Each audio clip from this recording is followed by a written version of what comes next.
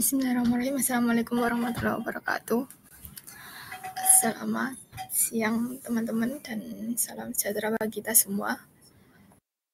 Sebelumnya saya ucapkan terima kasih pada teman-teman yang sudah meluangkan waktunya untuk bergabung di webinar pada siang hari ini. Pada webinar soft skill pada pagi hari ini,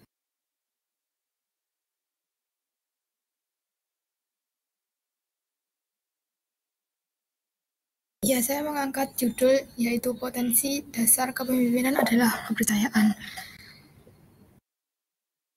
Sebelum itu, kita definisikan apa itu kepemimpinan dan kepercayaan diri. Kepemimpinan adalah proses pengaruh atau mempengaruhi antara pribadi atau orang lain dalam situasi tertentu melalui proses komunikasi yang terarah untuk mencapai tujuan tertentu.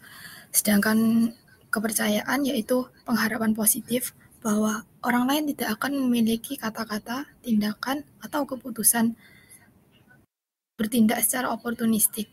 Dari dua unsur di atas, yaitu pengharapan positif dan oportunistik, merupakan poin penting yang diimplikasikan adalah definisi kita adalah keakraban dan resiko. Kemudian dari dua poin tersebut, yaitu pengharapan positif, merupakan kita asumsikan sebagai suatu proses pengetahuan dan keakraban dari pihak lain. Kepercayaan adalah suatu proses ketergantungan yang berarti histori yang didasarkan pada sampel-sampel pengalaman yang relevan namun terbatas. Pengharapan itu membutuhkan waktu untuk terbentuk, dibangun sedikit demi sedikit dan berakumulasi. Kemudian di poin 2 yaitu secara oportunistik, kepercayaan secara oportunistik yaitu merujuk pada risiko dan kerentanan yang ada dalam setiap hubungan kepercayaan. Kepercayaan itu mencakup dapat membuat seorang rentan seperti ketika misalnya kita menyiapkan informasi intim atau bergantung pada janji-janji lain.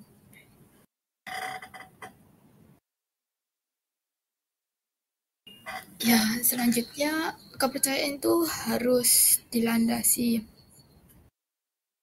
dimensi-dimensi tertentu. Di sini ada yang pertama yaitu integritas, yang berarti merujuk pada kejujuran dan kebenaran. Integritas ini merupakan tampak yang paling penting ketika seseorang menilai sifat dapat dipercaya atas pihak lain tanpa pemahaman akan karakter moral dan kejujuran dasar orang lain. Dimensi kepercayaan lain tidak ada artinya bila integritasnya tidak ada. Kemudian yang kedua ada kompetensi. Kompetensi ini mencakup pengetahuan dan keterampilan teknis dan interpersonal, yaitu seseorang tahu apakah yang sedang ia bicarakan. Anda tidak mungkin mendengar atau mengandalkan seorang yang kemampuannya tidak Anda hormati. Anda juga harus mempercayai orang itu mempunyai keterampilan dan kemampuan untuk menjalankan apa yang ia katakan dan yang akan dilakukan. Kemudian dimensi yang ketiga yaitu konsistensi. Konsistensi ini yang berarti kehandalan terkait prediktabilitas dan pertimbangan baik seseorang dalam menangani situasi tertentu. Ketidaksesuaian antara kata-kata dan tindakan yang berarti itu akan mengikis kepercayaan orang lain. Jadi apabila perkataan tidak konsistensi, tidak sesuai dengan apa yang kita lakukan, itu akan mengikis kepercayaan orang lain. Kemudian yang terakhir ada dimensi loyalitas, yang berarti keinginan untuk melindungi dan menyelamatkan wajah atau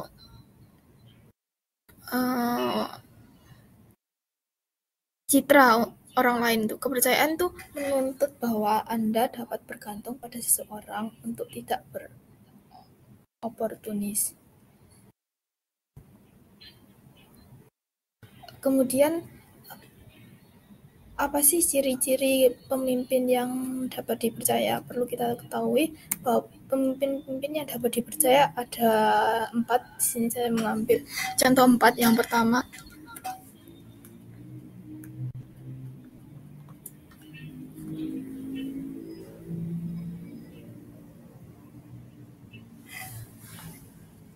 pertama ada integritas dan konsistensi dalam tindakan.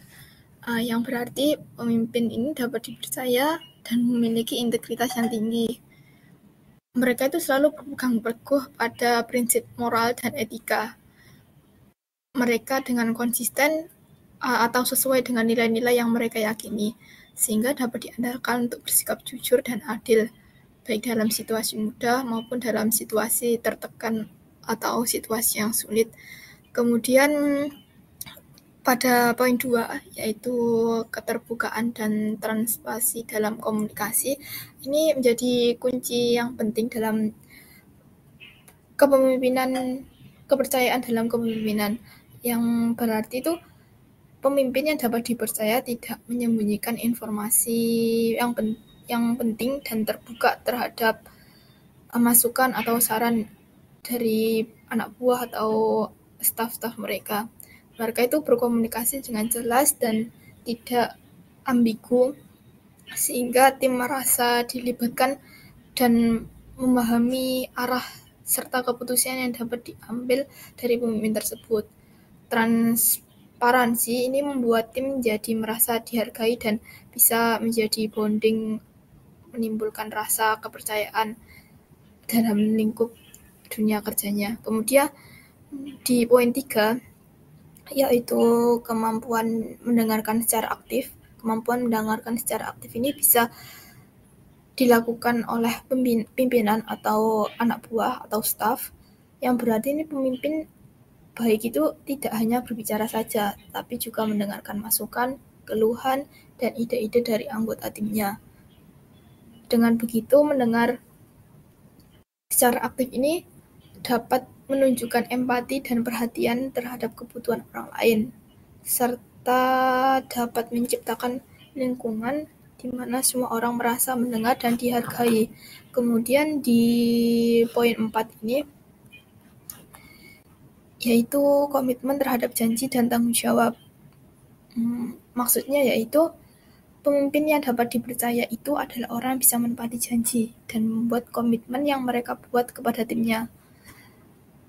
Mereka tidak memberikan hanya janji-janji palsu atau membuat harapan yang tidak realistis, tapi mereka bertanggung jawab atas setiap keputusan, atas setiap yang mereka katakan, dan tindakannya itu ada nyata gitu.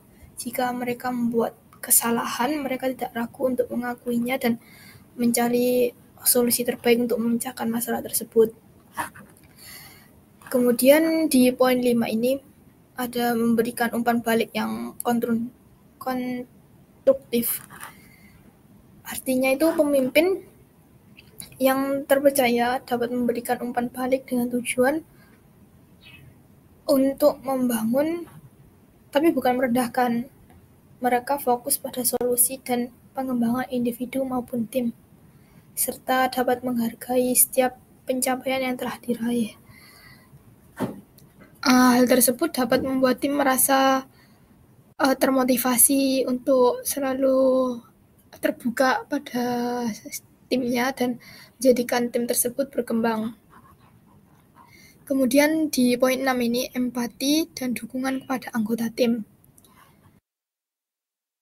Artinya pemimpin itu harus menunjukkan kepedulian yang nyata dan menciptakan kesejahteraan di lingkup kerjanya, dan kepedulian terhadap perkembangan setiap anggota timnya. Mereka dapat memahami kebutuhan, tantangan, dan aspirasi individu dalam tim dan berusaha memberikan dukungan yang dibutuhkan, baik secara profesional maupun personal. Yang terakhir ada keberanian dalam mengambil keputusan sulit. Nah, ini merupakan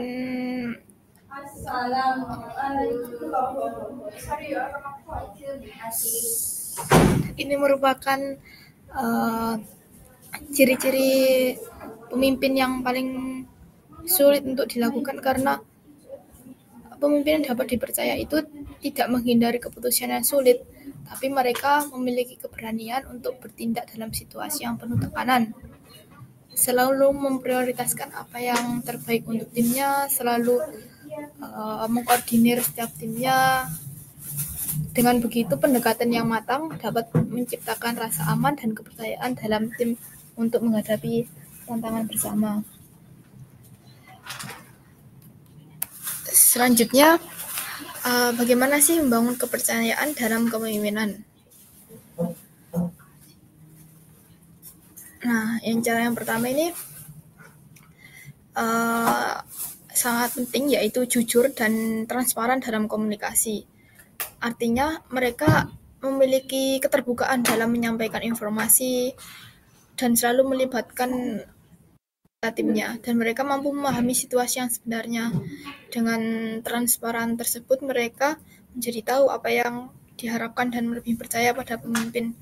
Karena ibaratnya tidak ada dusta di antara kita gitu. Jadi contohnya begini, seorang pemimpin proyek misalnya mengadakan rapat tim mingguan gitu ya, dan selalu memberikan informasi terbaru tentang perkembangan proyek, baik dari segi positif maupun tantangan yang mereka akan hadapi. Dengan begitu, anggota tim atau staff merasa dilibatkan dan dapat menimbulkan kelancaran dalam proyek. Kemudian yang kedua itu ada menempati janji dan komitmen. Artinya itu bahwa pemimpin itu harus bertanggung jawab dan dapat diandalkan. Ketika pemimpin secara konsisten memenuhi komitmennya, maka anggota tim belajar untuk mempercayai dan mereka harus yakin bahwa kata-kata pemimpin itu tidak hanya omong kosong. Contohnya seperti ketika akan melakukan pengembangan karir anggota tim atau misal gathering atau bonding gitu, dan pemimpin ini harus mengusahakan pelatihan atau kesempatan bagi anggota tersebut dengan sesuai dengan komitmennya. Jadi tidak hanya omong kosong saja. Kemudian yang ketiga ada mendengarkan dan melibatkan anggota tim dalam mengambil keputusan. Yang berarti pemimpin harus melibatkan dalam pengambilan suatu keputusan. Misalnya ada seorang manajer meminta masukan dari timnya sebelum membuat keputusan, dan mereka harus berkoordinasi dalam perubahan dalam alur kerja. Jadi mendengarkan setiap anggota dan mempertimbangkan saran-saran dari mereka. Dengan begitu, tim, staff atau anak buah itu merasa dilibatkan dan mereka merasa dianggap atau diajak andil gitulah. Kemudian yang keempat ini mengakui kesalahan dan belajar dari situasi. Mengakui kesalahan tersebut menunjukkan kerendahan hati seorang pemimpin. Pemimpin yang bisa mengakui kesalahan memberikan contoh bahwa kesalahan adalah bagian dari proses belajar, sehingga tim merasa lebih aman dan jujur dan tidak takut untuk terbuka dengan atasannya gitu. Kemudian yang kelima yaitu memberikan umpan balik yang konstruktif.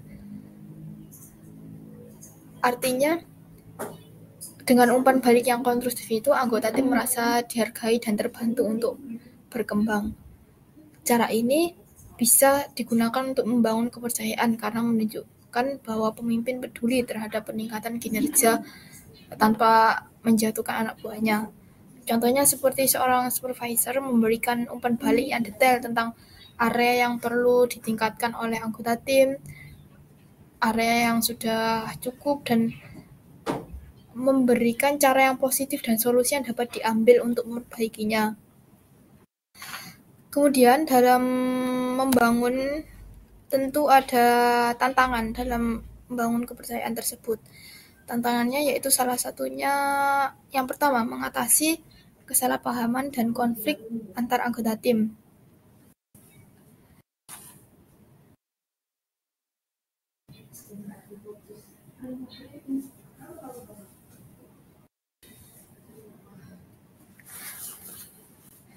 Artinya, kesalahan paham konflik tersebut terjadi karena perbedaan pendapat tentunya. Adapun lain, gaya komunikasi ataupun kepentingan pribadi yang bisa mengganggu kesalahpahaman tersebut. Pemimpin itu harus bagaimana cara menangani konflik dengan adil dan objektif agar tidak merusak hubungan antar anggota tim dan mengkikis kepercayaan terhadap pimpinannya gitu.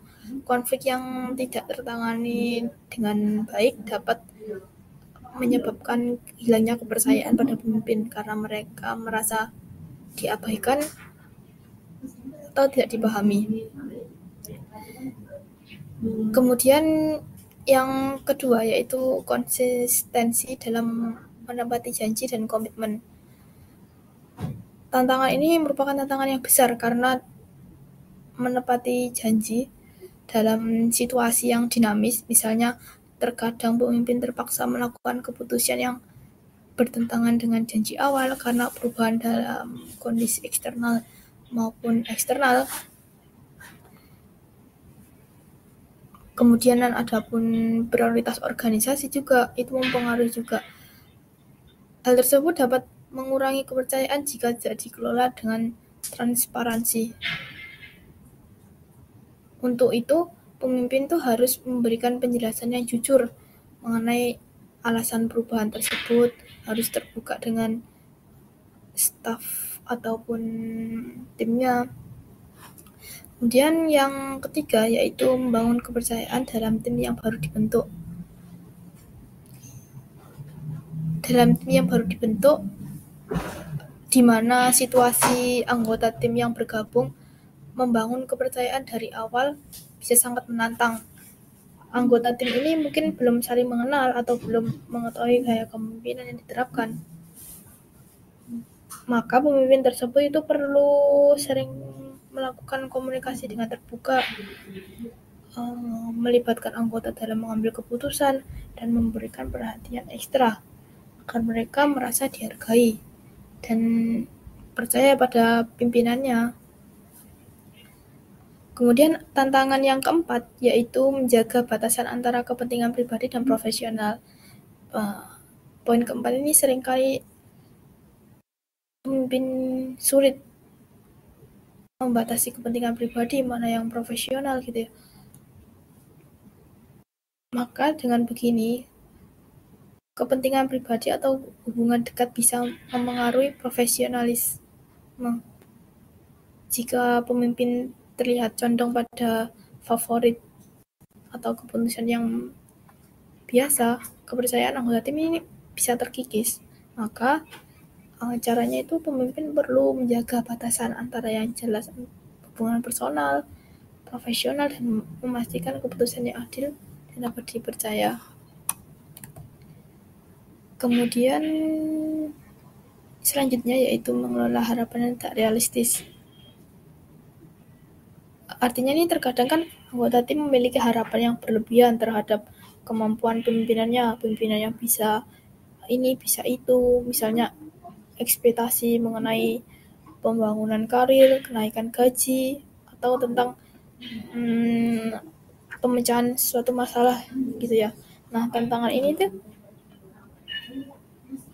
pemimpin itu harus bisa menjelaskan secara realistis kemampuan yang dimiliki organisasi sambil tetap memotivasi timnya agar harapan yang tidak realistis itu bisa terpecahkan gitu. Jika harapan ini dikelola dengan baik, kepercayaan tim bisa menurun karena mereka merasa pemimpin tidak memenuhi harapan mereka. Kemudian ada contoh pemimpin yang ya. Ini contohnya satu, transparansi dalam keputusan bisnis. Contohnya, seorang CEO perusahaan memberikan update berkala kepada seluruh karyawannya tentang kondisi keuangan perusahaan, termasuk tentang yang masalah yang dihadapi gitu. Ketika perusahaan harus melakukan pengurangan anggaran, dia menjelaskan alasan di balik keputusan tersebut. Dampaknya bagi perusahaan serta langkah-langkah yang akan diambil dapat membantu karyawan beradaptasi. Artinya nih, transparansi ini membuat karyawan merasa dihargai dan memahami situasi yang nyata yang dihadapi perusahaan. Ketika pemimpin terbuka, karyawan percaya dan merasa termotivasi untuk mendukung perubahan. Kemudian contoh pemimpin dapat dipercaya kedua yaitu berani mengakui kesalahan dan mencari solusi bersama. Artinya pemimpin harus jujur dan melakukan sifat pendewasaan yang seperti contoh sebelum tadi, mampu membedakan mana yang urusan profesional, mana yang pribadi. Sikap ini dapat membangun dan memperkuat hubungan kerja. Contohnya, seorang manajer mengakui kepada tim bahwa dia membuat keputusan yang ternyata memperlambat kemajuan proyek. Alih-alih mereka mencari alasan atau menyalahkan anggota timnya, dia juga harus bertanggung jawab penuh, mendiskusikan langkah-langkah perbaikan dan meminta masukan tim untuk memastikan hal yang sama tidak terulang. Contoh yang ketiga yaitu mendukung pengembangan karir anggota timnya. Ya, seperti yang tertulis contohnya yaitu kepala divisi mendiskusikan aspirasi karir anggota timnya secara berkala dan secara aktif membantu mereka mencapai tujuan tersebut, misalnya dengan memberi akses pelatihan atau peluang untuk mengangkat proyek yang lebih besar. Dengan begitu, pemimpin dapat mensejahterakan dan membantu pertumbuhan anggota timnya. Kemudian yang terakhir, ciri-ciri yang terakhir itu dapat memberikan umpan balik yang jujur dan konstruktif. Artinya,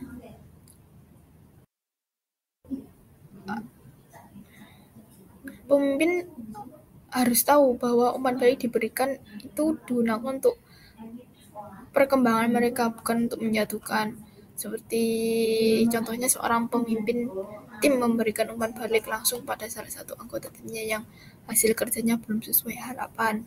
Dia menyampaikan kritik dengan cara yang positif dan konstruktif, memberikan contoh karakter, berikan contoh konkret tentang apa yang perlu ditingkatkan dan menawarkan bantuan untuk membantu anggota tersebut berkembang.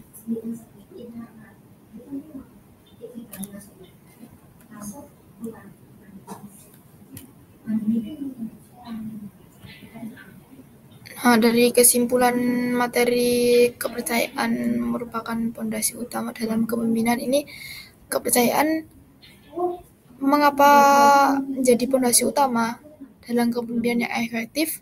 Karena mereka melalui kepercayaan tersebut, pemimpin dapat membangun hubungan yang kokoh, mendorong dalam kolaborasi, serta menciptakan lingkungan kerja yang terbuka dan produktif. Pemimpin yang mampu bertindak konsisten, berempati, transparan, dan memberdayakan timnya akan lebih mudah meraih loyalitas serta komitmen dari para anggota. Dengan demikian, kepemimpinan yang berlandaskan kepercayaan bukan hanya memperkuat kinerja tim, tapi juga meningkatkan kemampuan dalam mencapai tujuan bersama secara lebih efektif dan berkesinambungan.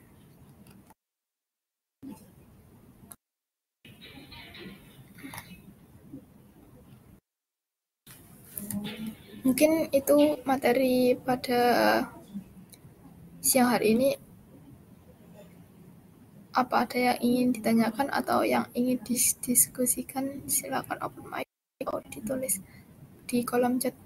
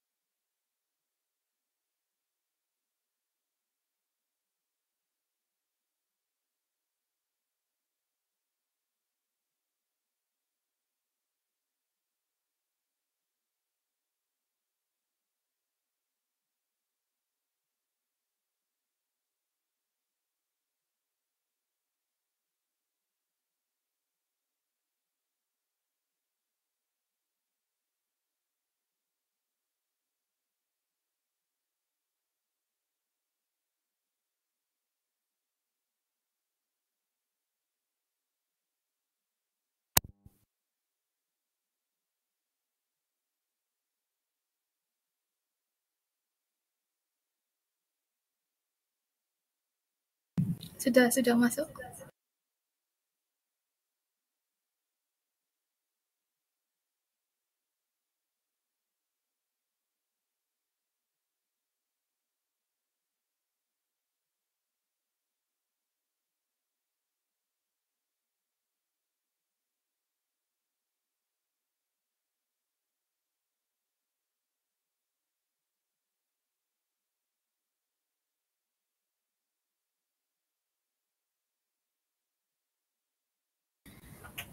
Ya, terima kasih atas pertanyaannya.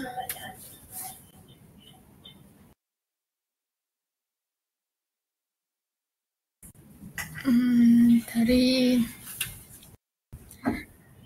Kak Fitri tadi ya, pertanyaannya lebih baik pemimpin yang dihormati karena memiliki rasa percaya diri atau pemimpin yang dihormati karena otoritas kalau nggak salah.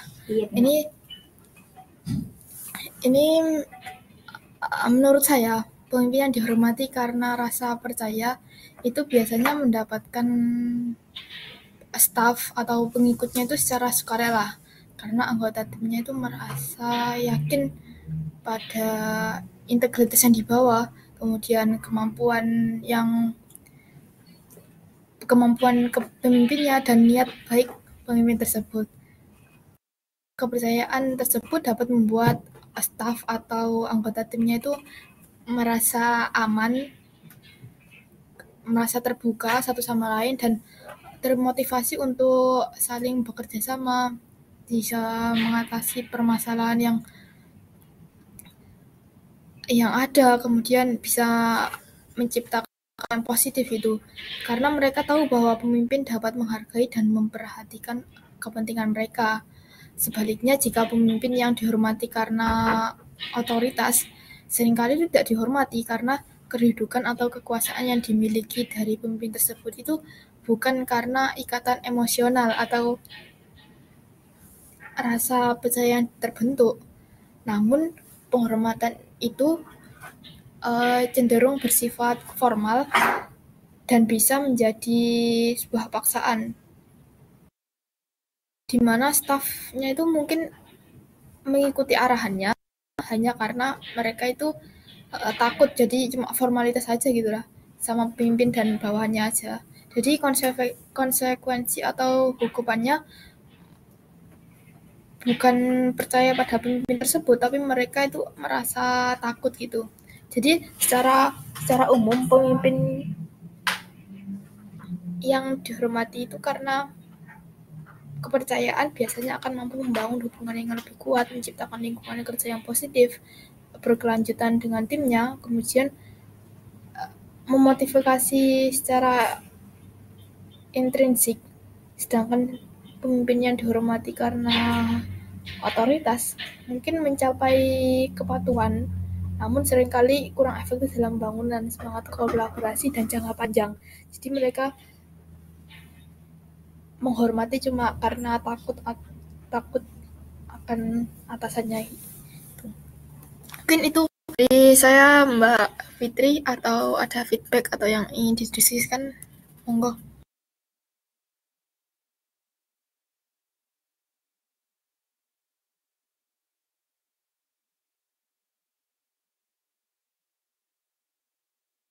Iya, lebih baik pemimpin yang dihormati karena kepercayaan.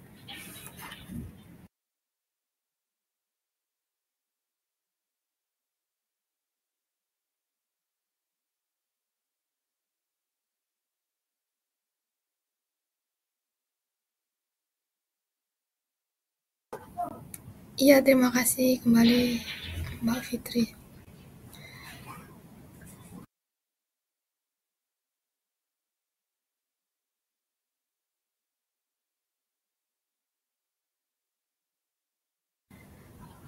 Apa ada yang ingin bertanya atau sudah bisa dicukupkan teman-teman?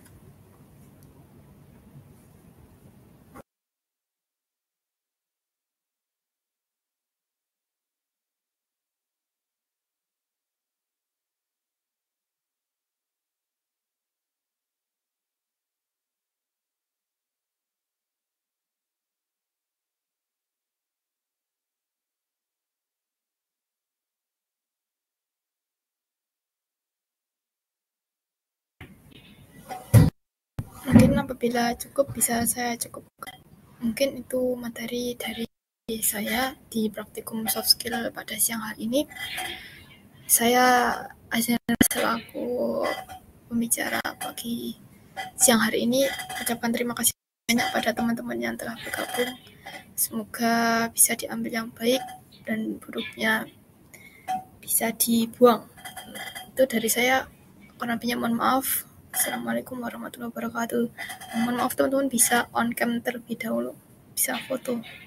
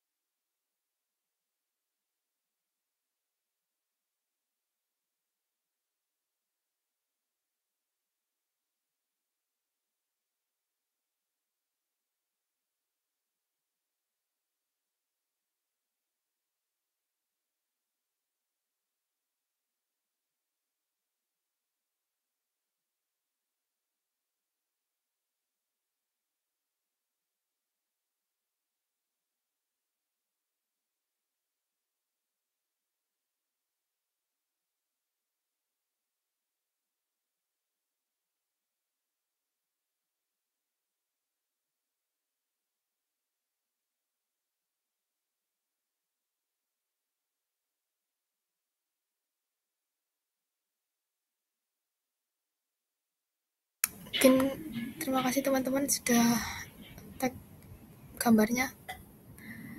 Saya end meeting. Assalamualaikum warahmatullahi wabarakatuh.